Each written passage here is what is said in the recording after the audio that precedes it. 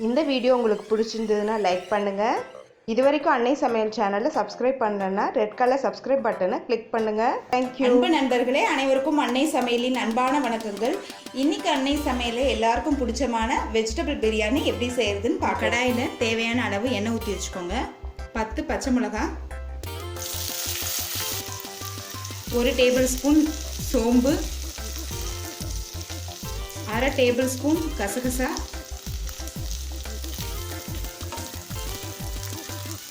நல்லா வதங்கின பிறகு மிக்சியில் நைஸாக அரைச்சி தனியாக எடுத்து வச்சுக்கோங்க. இப்போ குக்கரில் தேவையான அளவு எண்ணெய் ஊற்றி வச்சுக்கோங்க.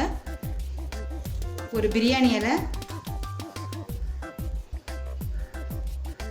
2 பட்டை, 2 கிராம்பு,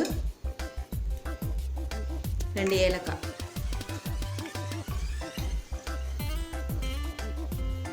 ரெண்டு டேபிள் ஸ்பூன் இஞ்சி பூண்டு விழுது,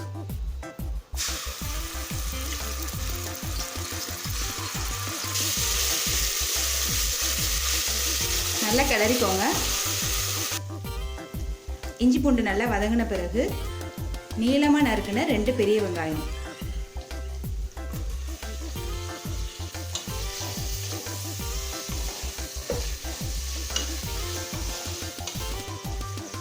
வெங்காயம் நல்லா வதங்கின பிறகு ஒரு பெரிய தக்காளி, தேவையான அளவு உப்பு சேர்த்துக்கோங்க.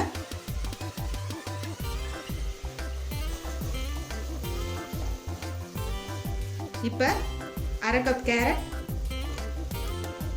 1/2 cup beans, 1/2 cup cauliflower, 1/4 cup உருளைக்கிழங்கு எல்லாத்தையும் சேர்த்து நல்லா வதக்கிக்கலாம். நீங்கள் உங்களுக்கு விருப்பமான காய்கறியை கூட இதில் சேர்த்துக்கலாம். இப்போ காய் நல்லா வதங்கிடுச்சு. அடுத்தது 1 டேபிள் ஸ்பூன் முந்திரியை சின்னதாக கட் பண்ணி இதில் சேர்த்துக்கோங்க.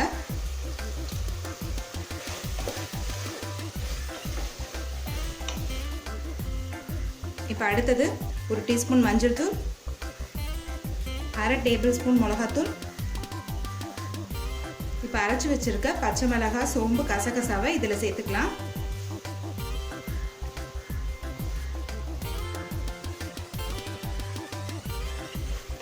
எல்லாத்தையும் சேர்த்து நல்லா வதக்கிக்கலாம். இப்போ நம்ம பச்சை மிளகாய், சோம்பு, கசகசாவை அரைச்சி போட்டிருக்கனால பிரியாணிக்கு நல்ல வாசனை கொடுக்கும். நீங்கள் நார்மலாக செய்கிற பிரியாணியை விட இந்த பிரியாணி ரொம்ப நல்லாயிருக்கும். ஒரு தடவை இது மாதிரி பிரியாணி ட்ரை பண்ணி பாருங்கள். கண்டிப்பாக நீங்கள் கடையிலேருந்து பிரியாணி மசாலா வாங்கி செய்ய மாட்டீங்க. இப்போ அடுத்ததாக இதில் 3 டேபிள் ஸ்பூன் தயிர் சேர்த்துக்கலாம்.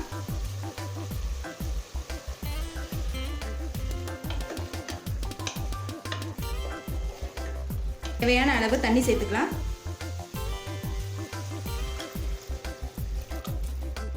நான் 2 கப் அரிசி எடுத்திருக்கேன், அதனால 4 கப் தண்ணி சேர்க்குறேன்.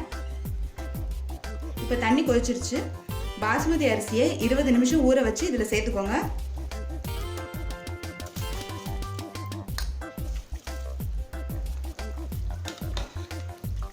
மெதுவாக கிளறிக்கோங்க. 3 விசில் வந்த உடனே இறக்கி வச்சிடலாம். இப்போ 3 விசில் வந்துடுச்சு. பிரியாணி எப்படி வந்திருக்கு பார்க்கலாம்.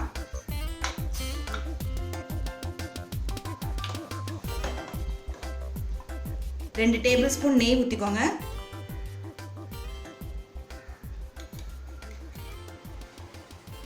கொத்தமல்லி இலையை தூவிக்கோங்க. மெதுவாக கிளறிக்கலாம். அரிசி உடையாத மாதிரி மெதுவாக கிளறுங்க. எனக்கு ரொம்ப நல்ல வாசனை வருது பாருங்கள். அரிசி எவ்வளோ நீளமாக வந்திருக்கு. இப்போ பிரியாணி ரெடி ஆகிடுச்சுங்க. நம்ம சர்வ் பண்ணிடலாம். சுவையான வெஜிடபிள் பிரியாணி ரெடி ஆகிடுச்சுங்க. ரெசிபியை ட்ரை பண்ணி பாருங்கள், கண்டிப்பாக உங்களுக்கே பிடிக்கும். ரெசிபி பிடிச்சிருந்ததுன்னா வீடியோவை லைக் பண்ணுங்கள், கமெண்ட் பண்ணுங்கள், ஷேர் பண்ணுங்கள். இது வரைக்கும் அன்னை சமையல் சேனலை சப்ஸ்கிரைப் பண்ணுறேன்னா சப்ஸ்கிரைப் பண்ணுங்கள்.